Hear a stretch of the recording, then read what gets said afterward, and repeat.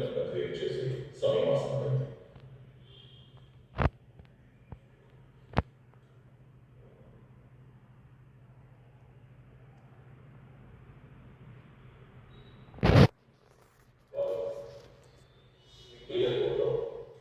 అందరికంటే మీకు తక్కువ స్కోర్ కారణంగా ఈ బోర్డులో నుంచి మీరు తప్పుకోవాల్సి ఉంటుంది. ఓకే, ఈ బోర్డులో నుంచి తప్పుకునే ముందు మీకు లభించిన 1,50,000 పాయింట్స్లో సగం అంటే 75,000 పాయింట్స్. అలాగే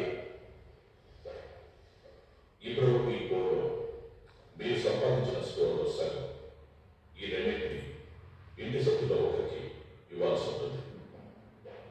కాబట్టి ఆ పాయింట్లను మరియు స్కోర్ని ఏ సభ్యునికి ఇవ్వాలని మీరు అనుకుంటున్నారో నేను మళ్ళీ అడిగినప్పుడు చెప్పండి.